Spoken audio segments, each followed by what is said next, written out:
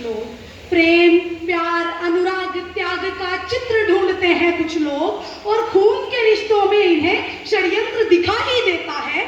सगे भाई को गाली देकर सोशल मीडिया पर मित्र ढूंढते हैं कुछ लोग।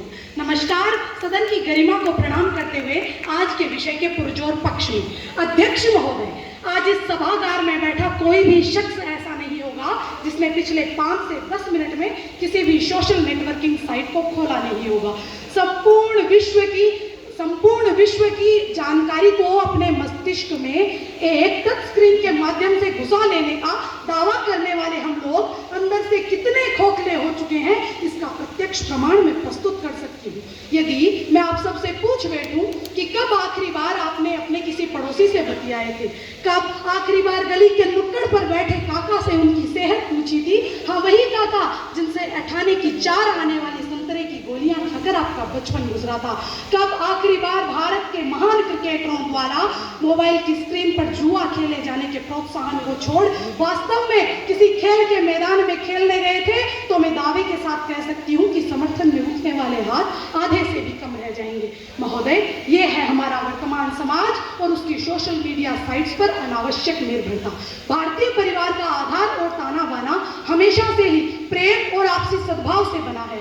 हमारे सम्मुख भगवान श्री राम का उदाहरण है, जिन्होंने 14 वर्ष का वनवास देने वाली मां कैकेयी को भी अपने स्वर्गीय पिता से क्षमा दान दिलवाया था। और उसी श्रेष्ठ परंपरा के वंशज हम लोग आज इन सोशल मीडिया साइट्स पर इतना वक्त बिताने लगे हैं कि हमारे पास अपने माता पिता तक को संभालने का वक्त नहीं है। दिल्ली में कुछ ही समय पूर्व घटी एक घटना, जहां एक मां हृदयघात के कारण चीखती रही, चिल्लाती रही, परंतु पास ही के कमरे में बैठा उसका नौजवान बेटा कानों में ईयरफोन लगाकर अपने दोस्तों के साथ पबजी खेलने में व्यस्त रहा और उसकी मां जिंदगी का खेल बन गई।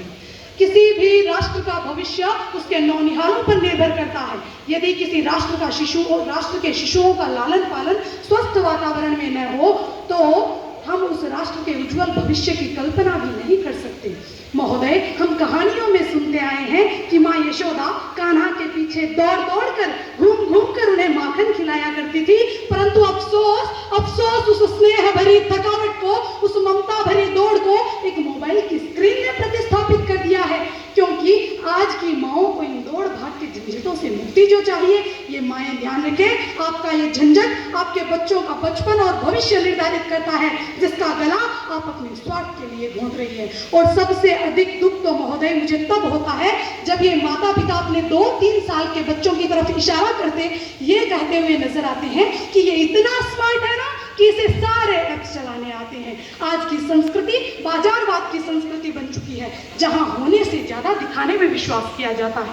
एक ही छत के नीचे रहकर लोग अपनी भावनाएं सोशल मीडिया साइट्स के द्वारा प्रेषित कर रहे हैं।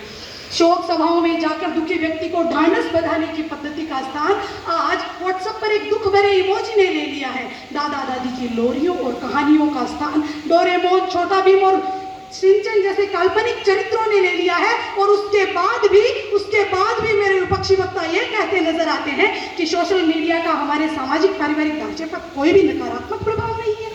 मान्यवर, 50% से अधिक बच्चों का ये मानना है कि सोशल मीडिया उन्हें चिंतित महसूस करवाता है, जबकि एक सर्वे के अनुसार 10 में से 8 माता पिता भी ये कहते नजर आते हैं कि सोशल मीडिया के कारण उनके बच्चों के मानसिक स्वास्थ्य में बाधा उत्पन्न हो रही है। आंकड़े इसकी गवाही दे रहे हैं। महोदय, मैं आशा करती हूँ कि मेरे विपक्षी वक्ता ये समझने का प्रयास करेंगे कि बारूद के कनस्तर पर बैठकर मगरूस से नहीं खेलना चाहिए। आर्टिफिशियल इंटेलिजेंस के इस दौर में जहाँ सब कुछ पहले से ही कृत्रिम हो चला है, यदि सामाजिक पारिवारिक ढांचे को भी आप लोग सूचना की त्वरित क्रांति के नाम पर नष्ट कर देने को आतुर है, तो आप भी अपनी मृत्यु के पश्चात अपने आप को कंधा देने के लिए अपनी औलादों के स्थान पर किसी निजी कंपनी को ठेका देकर रखिए, क्योंकि आपके पुत्र और पुत्री तो आपके अंतिम दर्शन व्हाट्सएप के किसी वीडियो कॉल पर ही करेंगे।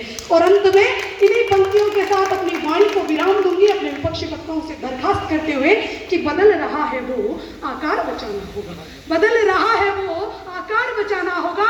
मां भारती का अपना विस्तार बचाना होगा। यदि बचाना चाहते हो तुम समूचे देश को, तो सबसे पहले तुम्हें अपना परिवार बचाना होगा।